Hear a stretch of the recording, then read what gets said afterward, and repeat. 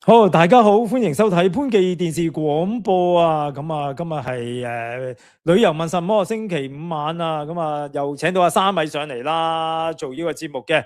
咁啊嗱，我哋大家喺節目之前咧，就如果你第一次睇我哋節目咧，記得咧 follow 阿三米嘅Facebook 啦，三米旅日手貼啦，同埋咧呢個嘅 Travel Bag 旅遊資訊平台嘅 Facebook。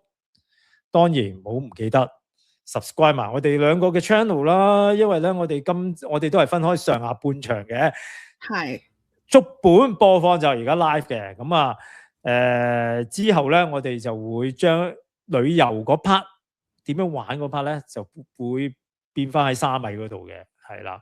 咁如果你而家睇緊重播嘅話咧，記得咧就去三米嗰邊啊。咁啊如果另外旅遊業話咧就喺我呢邊嗰度嘅，咁啊好啦，喂，今日咧我哋比較特別啲，我哋又請咗一個嘉賓上嚟，講乜嘢咧？阿三米，我竟然請個嘉賓上嚟講翻日本嘅，但係咧，但係呢係一個日本咧，每一年夏天一個好東北地區好大城市，即係東北即係仙台啊、青森啊、秋田、山形嗰啲位啦。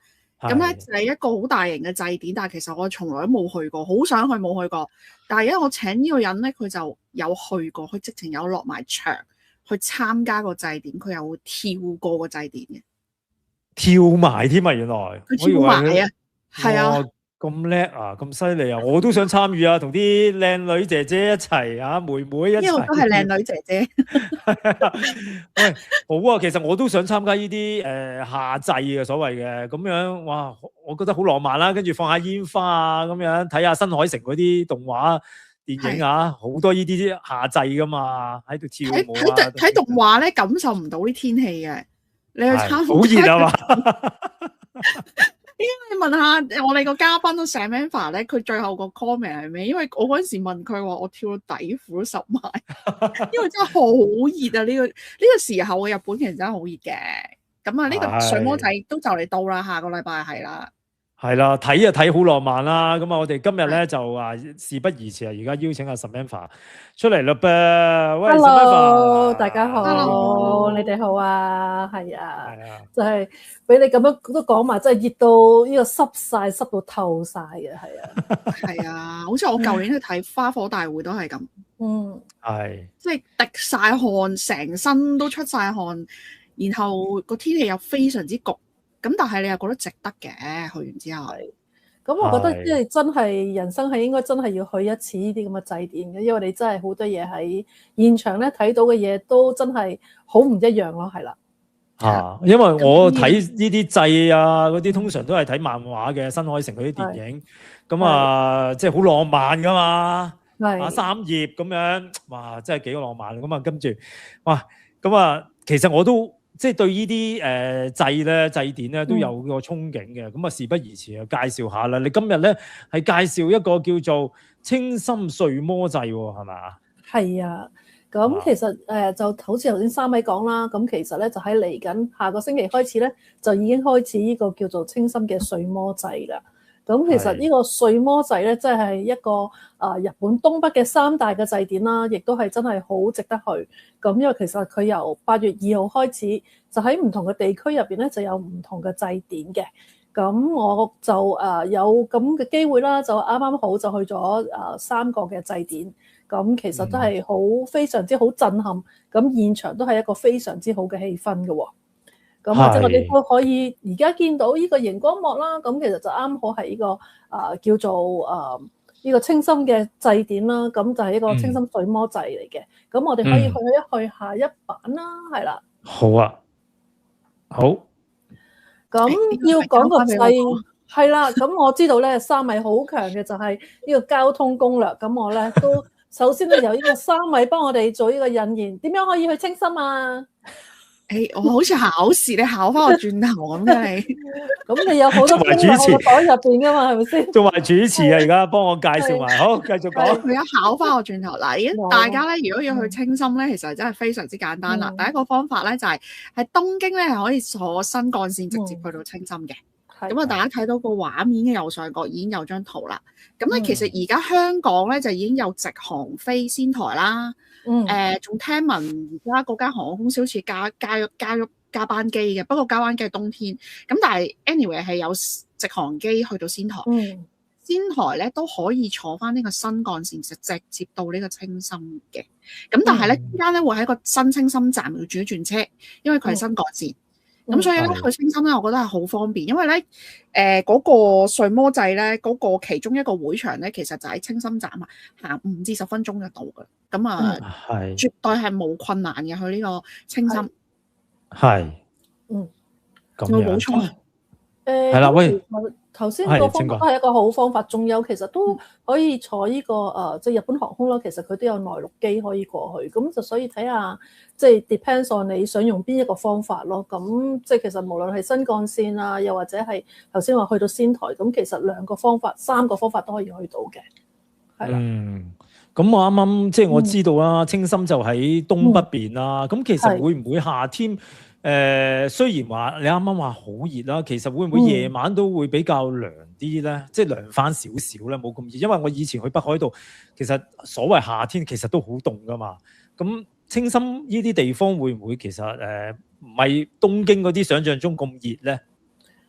咁如果用東京嚟到比，咁相對比就應該係應該會好啲嘅，因為你相對比即係冇咁多高樓大廈啦。咁但係都即係講真嗰句，因為日本整體都係好熱嘅，所以其實都係唔影響佢嘅熱嘅程度嘅。咁咁但係我覺得即係你去到呢個祭典，其實你本身已經成件事好熱血啦，所以其實都唔爭在嗰少少嘅熱。咁只不過係即係你去得呢個夏祭啦，你去得睇煙花啦，咁其實呢啲都本身係夏天一啲嘅好特色嘅嘢咯。咁所以即係就算嗰個熱，咁我覺得都係值得嘅，因為始終你見到嗰個感覺，即係現場感係好唔一樣咯，係啦。大家都好開心啦，跟住啲燈飾又靚啦，咁其實即係你呢樣嘢都，我覺得已經覺得好夢幻啊，所以熱少少都唔緊要啊，最緊要有啲靚女睇下啊嘛，係咪啊？係，做咩咁強調靚女啫？今日潘太唔喺度咩？係啊，嗰啲喂，我覺得好靚噶喎，佢哋即係着啲衫啊，跳舞又後生啊，個個咁樣，好充滿活力啊嗰種啊，即係我覺得好值得一睇嘅，我都覺得要咁啊。即係簡單啲一句，你想睇祭典都係想睇姐姐啫。妹妹啊，嗰啲唔係姐姐。我而家扇佢，我而家係有不停扇佢。咁而家大家呢個就係見到啊，即係唔係妹妹，呢個係九妹妹定九姐姐就真係唔知啦，真係。咁其實即係正如頭先阿三米講啦，咁其實你去到車站，其實已經好近㗎啦，即係你沿途已經好感受到個氣氛啦。咁亦都有好多人會一開始就會喺嗰個地方霸定位啦。咁就即係攞定一個好位，咁然之後買晒嘢食，咁啊可以睇個祭典咁樣樣。咁你會見到啦，咁其實即係除咗即係好多我哋呢啲咁嘅遊客會去啦，咁其實就算喺日本佢哋自己咧，都有好多即係日本人自己會去嘅。咁其實每年係有成300萬人次，咁吸引咗係咁多人去睇呢個夏日祭典，咁所以你可以睇到係一個非常之吸引嘅一個地方咯。咁你而家見到300萬人次，即係差唔多半個香港嘅，半個香港。因為佢入邊有成，因為佢呢個祭典係由2號至到7號嘅，咁所以有啲人就會喺唔同嘅日數去睇唔同嘅祭典咯。咁因為其實佢整體入邊，除咗我哋見到嗰個遊行嘅祭典，其實都有好多嘢可以睇嘅。咁你會見到，即係頭先你講，除咗姐姐靚之外啦，咁其實周圍嘅氣氛都好開心咯。咁你而家見到呢個狗狗，其實佢都係扮咗呢個跳人裝嘅，咁佢都係扮晒靚靚咁樣過去玩咁樣樣啦。我想問呢啲地方，你要幾早之前去霸定個靚位咧？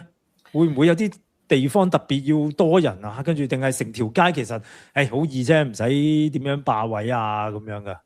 其實咧就沿住嗰度係一個框咁樣，好似豆腐咁，周圍都有啲人會鋪晒啲席啊，會霸定位嘅。咁但係因為佢唔同嘅日子入邊，佢嗰個時間會唔一樣。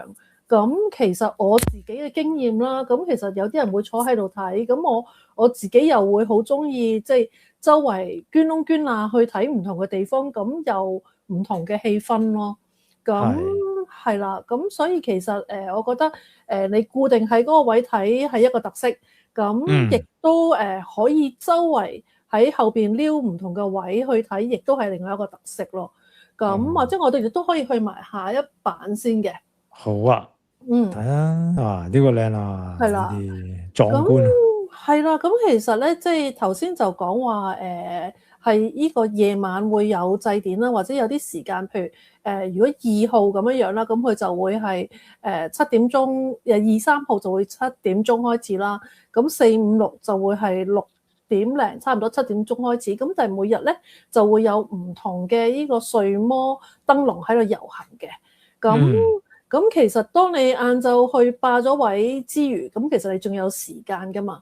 咁本身喺清心市嗰度咧，都有好多其他嘢可以睇嘅。咁譬如而家你見到啦，咁呢個就係一個叫做小屋嚟嘅。咁佢哋就會有好多啲睡魔燈籠就會喺嗰度拍咗喺度。咁所以啱開始嘅時候，其實都可以喺日頭有日頭光嘅時候咧，去嗰度佢可以參觀下，可以睇下佢哋未行嘅時候靜態嘅時候嘅一啲嘅燈籠啦。咁你會見到即係佢亦都會嗰間屋仔入邊，咁就會即係有啲位係擺咗 set 咗喺度俾你，咁你可以影相啦咁樣。咁頭先即係其實呢個清心嘅呢個睡魔祭點解有咁吸引咁多人咧？咁我覺得另外一個特色咧就係佢哋其實可以自己去親自去參與呢個睡魔祭嘅。咁點樣參與咧？咁你會見到如果喺而家右手邊啦，咁有套衫，咁其實就叫做跳人衫嘅，即係跳人，即係一個即係會跳嗰啲跳人，咁跳舞係啦。咁佢點解會叫跳人咧？咁其實呢個祭典好特別之處咧，就係所有去嘅人，只要你着呢一種衫咧，咁其實你就可以喺佢哋遊行嘅時候咧，可以參與佢嗰啲遊行嘅呢個行列嘅。咁你就可以直情係用呢個親身嘅感受去參與，咁你就會見到即係好有氣氛啦。咁同有啲嘅祭典，你可能齋喺第三者咁去望嘅感覺又好唔一樣咯。係，咁即係男人可唔可以即係着呢啲衫咧？有冇男裝咁樣買？有嘅。咁其實咧即係譬如頭先你話，如果晏晝除咗霸位之外咧，咁另外一個做法咧就係可以去到嗰邊咧，就有好多個鋪頭就可以租嘅，就會有人幫你着嘅。係啦，咁佢就大概係4000 yen 左右啦。咁就有而家你見到呢一套嘅衫啦。咁男嘅就再長啲嘅。咁女嘅就即係佢就會可能係到膝頭高左右，咁啊方便你可以跳啊咁樣。咁有個位我覺得都可以即係建議嘅。咁其實佢可以租埋啲草鞋啊，租埋佢有頂帽咁樣嘅。咁但係因為嗰啲配套咧，就如果你要行全日咧，其實就會比較辛苦。咁我覺得咧，着波鞋個人係會舒服好多嘅。咁樣係啦，咁或者我哋都可以去下一版啦。好啊。咁你而家見到呢個叫做睡魔燈籠啦。咁其實咧，你見到佢係即係人仔，你見到咁細，咁其實咧佢哋係直情係好闊嘅。咁你即係要好多人先可以推得佢喐。咁佢大概係9米闊、7米深、5米咁高嘅。咁所以你見到係好大型。咁佢就會喺成個清心市嗰個街道上面，佢會要一齊去不停咁擺動啊，不停去行啊。咁有時會好近你咁樣嘅。咁或者我哋都可以睇一睇條片啦。咁你就會睇到佢到底真實嗰個情況係點樣啦。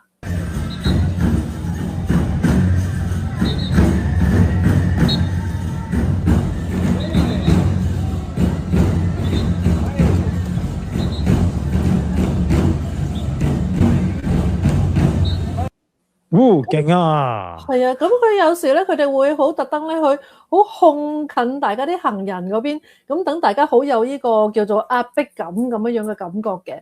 咁其實佢哋仲有一種咧，係叫做小朋友嘅睡魔燈籠。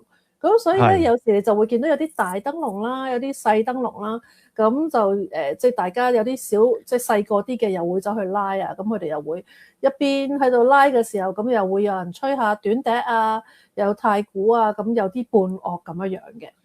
係，但係我有個問題問啊，係啦可唔可以其實你而家下低嗰啲人咧喺度即係推喐佢噶嘛，推係喐呢架車噶嘛，咁會唔會好似咧我哋啲華人有啲習俗咧，女人唔可以掂呢架車嘅，只可以男人掂，佢哋會唔會有分呢啲嘢嘅咧？我你見唔見到啊？我就印象中好似係咪即係冇女子，但我又覺得唔關事嘅。咁因為其實咧都講翻少少背景啦。咁其實佢哋一年入邊咧，佢哋就即係呢個燈籠咧，其實係每年淨係嗰個睡魔祭完咗之後，佢哋就會冇晒㗎啦。即係除咗得獎嗰啲之外，咁其他啲就會冇晒。咁所以其實佢哋每一年咧都會做呢啲咁嘅睡魔燈籠。咁佢哋一完咗活動之後，咁就會開始 plan 下年。咁佢哋冬天就會開始點樣去草圖啊、剩啊。咁佢哋係用足一年嘅時間去準備呢個睡魔祭嘅。咁所以你見到咧，其實入邊其實佢哋都有啲係代代相傳，因為其實都好唔容易啊！你見到其實佢哋會有好多啲戰國時代嘅呢個武將啦，咁有啲唔同嘅題材啦。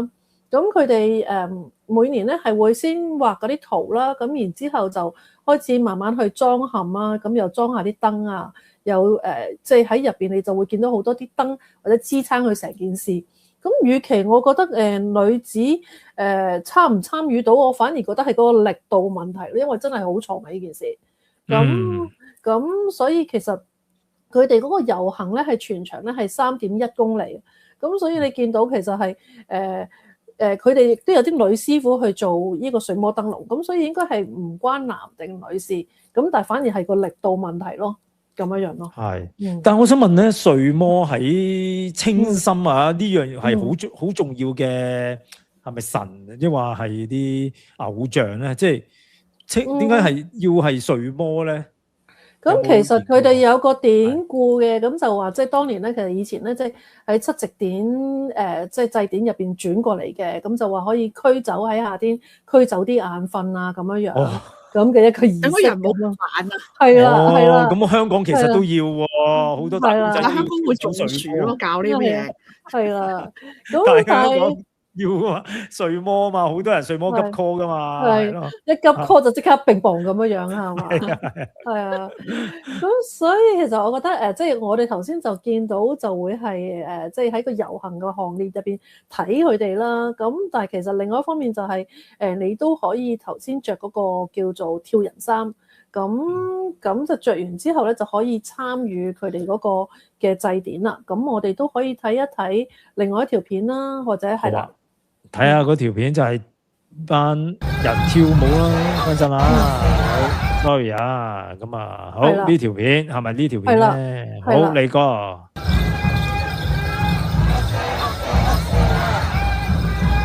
咁佢哋就會不停叫 last one 啦。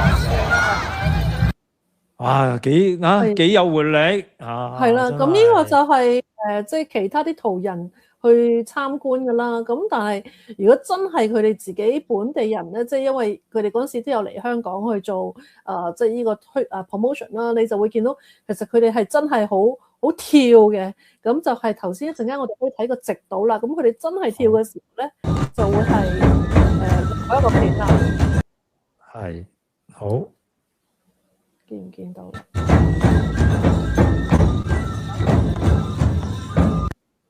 就係咁啦，啊！再播多次。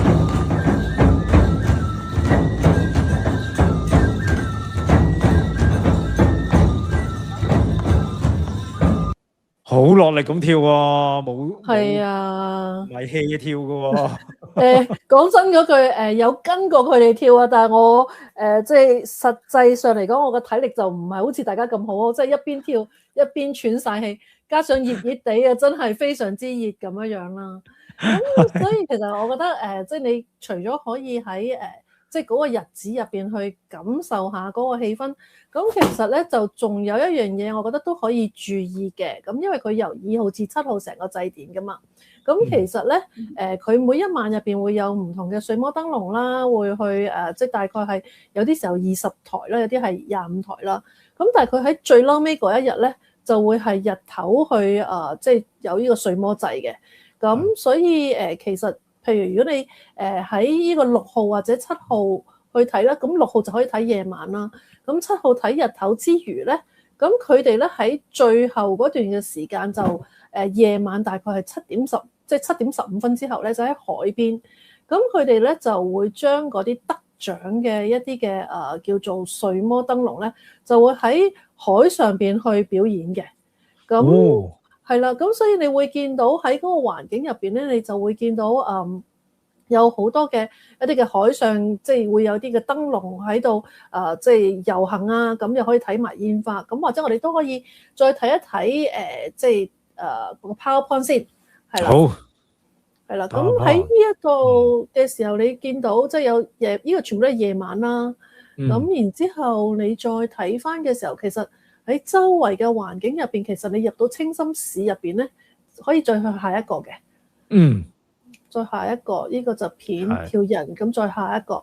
咁你由一個出咗清心，呢個咧就係我其實喺最嬲尾一日。咁我自己咧就好努力咁樣就將我身上邊嗰套嘅跳人衫咧就著咗，咁就為咗要參與佢哋嘅呢個祭典啦。咁然之後喺呢一日咧，咁我就特登係日頭去嘅。咁因為佢哋最嬲尾一日啦，咁所以我就都好想感受下，即係好似一個完美嘅結束咁樣，咁啊參觀埋佢哋最嬲尾一日。咁其實去到嗰邊，你會見到其實周圍咧都有好多啲嘅攤檔可以買嘢食啦。咁你會見到亦都有啲即係可以食下嘢啊，飲下啤酒啊，可以再去埋下一班嘅。係啦。咁我真係唔係講笑，呢個就係好辛苦地，我由我着完，因為我就為咗要參加嗰個祭典，所以我就走去着咗呢套衫。咁其實我係嗰陣時我喺宏前住嘅，因為即係一房難求啦。咁我就坐咗1個鐘頭車，咁就着住呢套衫，咁樣就去到呢一區，去到清心站呢個位啦。咁就去到咧就為咗可以感受個氣氛啦，咁就參加啲祭典啊，食下嘢啊咁樣。咁然之後咧，咁就去到再夜多少少嘅時候咧，咁我哋可以再睇下先，係啦。咁我咧就可以去到佢哋呢一個位咧，就係近海邊嘅。其實喺頭先我哋喺車站附近會沿住海邊行啦。咁其實你已經見到好多人就已經係沿住海邊去霸位嘅。咁就可以買定啲零食，咁然之後咧就喺度揾個位。咁其實我嗰次就好好彩啊！咁因為其實咧，我前面有一堆人就擺咗個吉位，即係個席位。咁其實咧，我以我嘅高度咧，通常咧就前面會 block 晒嘅。咁但係嗰個空間咧就好足以咧，令我可以睇到前面嘅位啦。咁你見到好多人除咗圍觀之外，佢哋會買晒嘢食。咁我嗰次就亦都同當地之前即係清心嗰邊嘅當地嘅人一齊，咁大家一齊霸位，咁喺度睇，咁就夜晚睇煙花啦。咁我哋可以睇埋下一版嘅。咁其實我嗰陣時係由5點幾開始排啦，咁就等到佢夜晚開始，咁你就已經可以好遠咁去聽到有啲頭先嗰啲嘅巡遊聲啦。咁你就會見到喺船上邊咧，就已經有而家呢個叫做得獎嘅呢個睡魔燈籠啦。咁我哋可以去片嘅，係啦。好，去片，等陣啊。即係夜晚佢就會喺個海上面啦。呢個最晚入。係啦。我想問咧，霸位嗰度咧，其實會唔會即係越前個海就係越早到會好啲咧？即係會唔會可以即係其實冇分咧，定係？其實咧，我個人覺得啦，即係其實即係因為你都點都有個距離嘅，佢其實就即係除非真係好前咯，又或者其實佢哋其實都有種叫做即係你可以買啲座位，即係啲觀賞席嗰啲咧，俾錢嗰啲咪又會再靚啲咯。有俾錢嘅，另外係啦，即係都有啲係俾錢嘅。咁同埋之前即係就算頭先我哋話有即係巡遊嗰度，咁其實都有啲係俾錢位嘅。咁睇下你係想好享受地即係坐喺度啊，定係想周圍行啊？咁其實即係唔同嘅做法都可以咯。咁即係你話啊，我淨係霸位，咁都係一個方法咯，係啦。好，咁啊，我哋不如去嗰條片睇下先啦唄。好啊。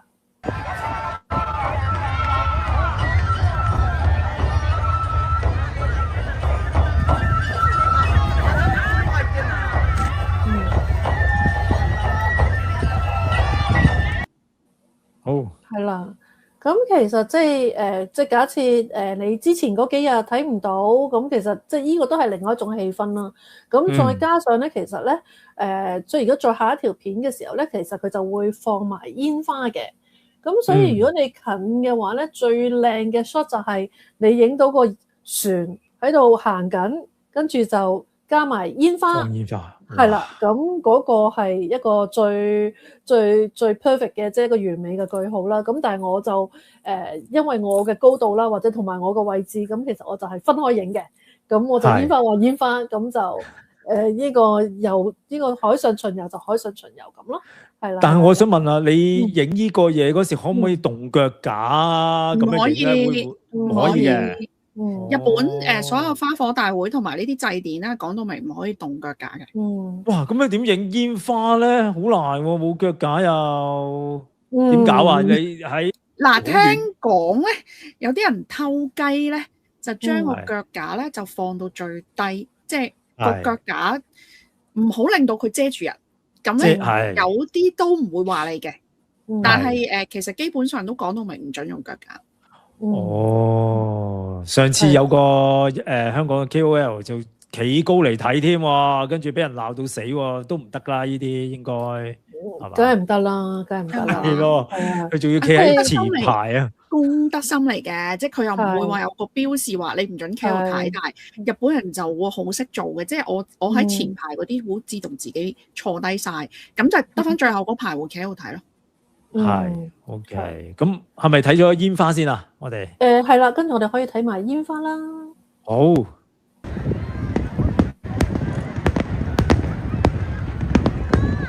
好靚啊！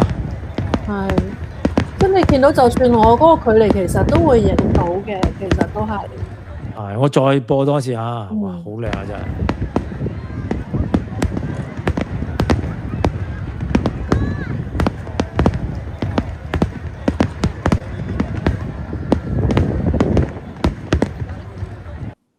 靚啊，真係。係啊，咁所以其實即係我覺得，如果真係去呢個清心嘅睡魔祭啦，咁我自己個人有幾樣嘢建議嘅。咁其實就即係除咗即係去霸位之餘，咁其實周圍都有好多即係現場嘅氣氛，咁可以感受下啦。即係可以去頭先嘅小屋仔啦，咁亦都可以即係着呢個跳人衫啦。咁然之後可以感受個祭典啦。咁如果時間都容許嘅，咁我覺得係值得去埋呢個最嬲尾一場。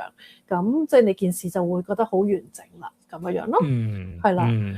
咁其實呢個即係清心入邊咧，其實有除咗你而家見到嘅叫清心睡魔祭啦。咁頭先我哋就講緊啊，如果我哋平時呢幾日去唔到，因為其實酒店都係真係難 book 嘅。咁我當其時住嘅時候，其實因為可能我一個人就容易處理啲啦，咁我就 book 咗去一個宏前市嗰度，咁其實就大概係一個鐘頭車度先至嚟到清心市，咁但係嗰度都係一個大區嚟嘅。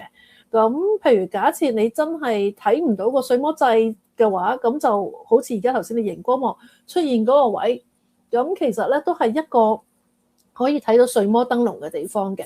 咁佢呢個叫做睡魔之家啦，咁就係其實就係清心站嗰度一出咧就會見到噶啦。咁呢度咧就會將嗰一年嘅得獎嘅一啲嘅睡魔燈籠，咁就會喺度展出啦。咁你就見到，即係其實佢每年都會換嘅啦。咁佢就會將啲得獎作品就會擺喺度。咁佢喺入邊咧，你亦都可以睇到佢嘅歷史啊。咁佢亦都會將個燈籠有啲橫切面俾大家睇到。咁其實係幾 detail 啊。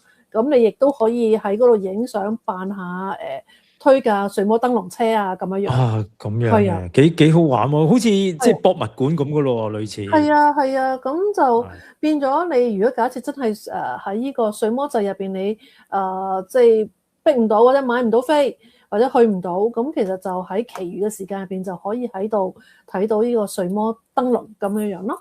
咁呢個就係即係喺呢個睡魔祭以外嘅時間可以睇嘅咁樣樣。咁所以當你呢一個睡魔祭完咗，咁佢哋通常有一兩日咧就會做 set up 嘅，咁然之後就會將佢擺入去呢個即係呢個睡魔之家咁樣樣。咁係啦。咁所以其實除咗頭先我哋見到嘅睡魔清心寺入邊嘅睡魔祭啦，咁而家大家眼見呢個咧，又係另外一個我覺得好值得要去嘅一個地方。咁佢就叫做五所川原睡魔祭。咁你而家見到啦，哇！佢真係好高啊！咁其實佢嘅震撼之處，即係同頭先嗰個又有啲唔同嘅。咁呢個你見到啦，咁其實佢係有成7層樓咁高啊！咁佢就係23米，咁所以其實係非常之震撼。咁但係因為佢呢一個燈籠係咁大啦，咁所以其實咧，我哋嗰日咧就早少少去到嗰個即係呢個都係一個叫做立體睡魔燈籠館嘅前面，咁佢就會由嗰度拉出嚟嘅。咁你會見到係有好多人去拉出嚟啦。咁佢哋通常一個祭典入邊咧，佢哋就會有3座咁大型嘅呢個叫做立體燈籠嘅，係咁然之後咁亦都會伴隨一啲小型啊、中型嘅燈籠，咁就形成成條行列咁樣去行嘅。咁呢一個咧就係純屬係觀賞嘅，咁但係你就真係會俾喺現場嗰個感覺會係好驚訝啦，因為其實佢真係有咁高，有咁多人去拉啦咁樣。咁佢夜晚會着燈嘅係嘛？即係會着燈嘅，係啦。咁但係唔會推出嚟嘅，淨係純粹擺喺度。唔係，佢會拉出嚟嘅。咁我哋都可以去下一條片啦。唔係，去下一張相，下一張相對唔住。好，下一個 PowerPoint。係。咁我哋咧就嗰次就坐咗觀眾席入邊嘅，咁我哋就買晒啲便當啊咁樣。咁我哋就喺高層，咁應該嗰度大概2層高嘅一個地方。咁去做觀賞，咁我哋就買晒啤酒啊，買晒便當啊咁樣。咁另外嗰種咧就可以，亦都係可以喺下邊霸位嘅。咁啊睇下你揀邊一個方法咁樣啦。咁我哋可以再去下一版。哦，係啦。咁頭先講啦，即係你夜晚咁，佢哋就會開始就會巡遊啦。咁亦都係有啲人打太鼓嘅，咁亦都會有人喺度吹佢哋啲即係吹笛啊咁樣啦。咁然後成個隊伍入邊咧，仲有啲小型隊伍嘅，咁我哋可以再去埋下一版。係啦，咁佢亦都會有啲人喺沿途咁一齊喺度跳啊，即係成個行列咁為之一組嘅。咁變咗成個氣氛都係非常之犀利啦。咁佢仲有啲小型燈籠啊、大型燈籠啊咁樣。咁最巨型就係頭先嗰個啦。咁我哋可以再去一去下一版。就係呢個。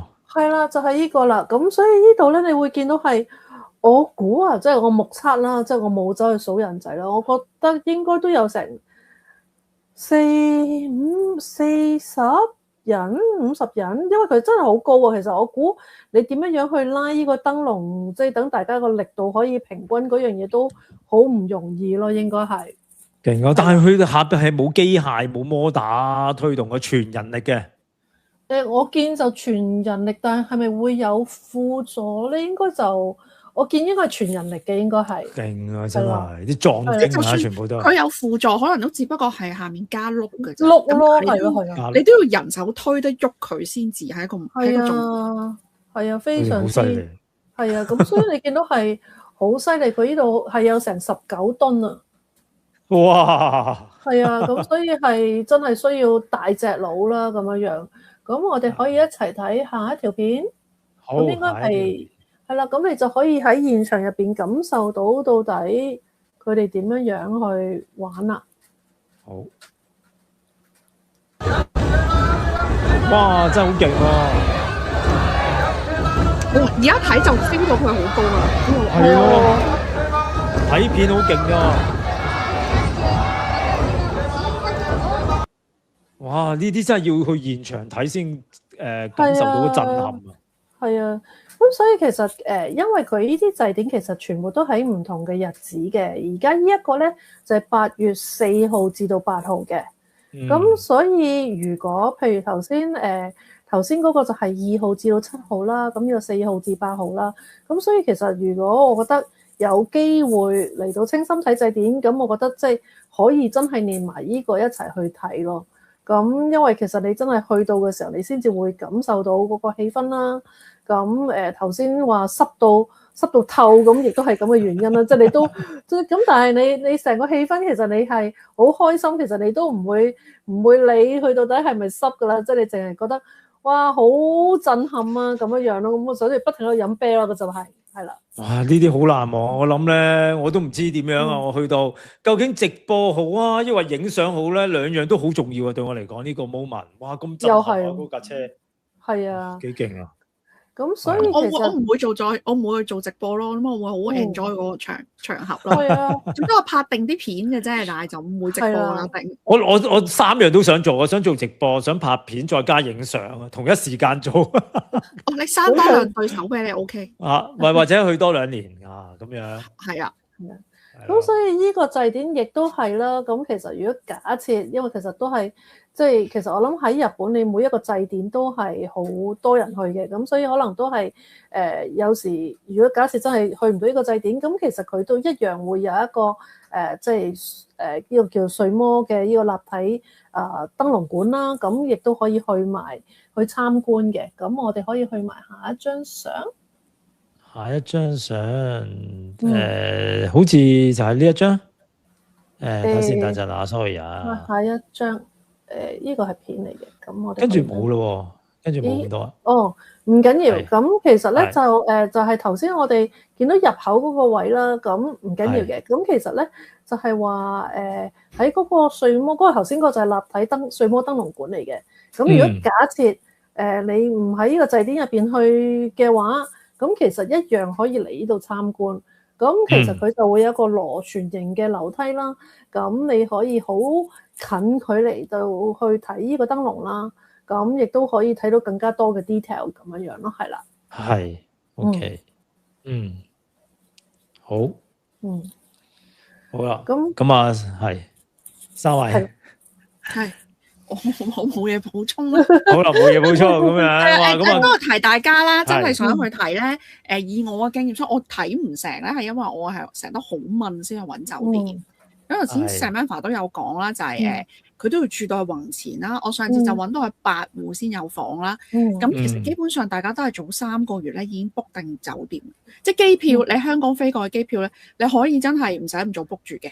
因為你可以飛東京啊嘛，咁你仲可以飛仙台啊嘛，咁但係酒店就一定提早 book， 同埋我知道有一啲日本嘅旅行社咧，佢哋會有啲套票賣嘅，即係頭先Samantha咪話有一啲俾錢嘅觀賞席嘅，可能個觀賞席加個酒店一個 package 咁賣，咁就變咗即係叫做可以幫你 hold 咗房先，咁但係當然係貴啲啦嗰啲。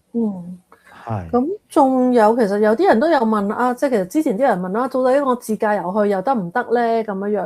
咁但係因為其實到期時都封晒路啊，咁佢所以其實呢一類嘅交通工具，即係如果諗住自己揸埋車，咁我驚你就塞咗喺嗰個位入邊走唔到。咁啊，所以其實我覺得即係最好成個人就輕便地去，咁就即係你會享受多啲咯。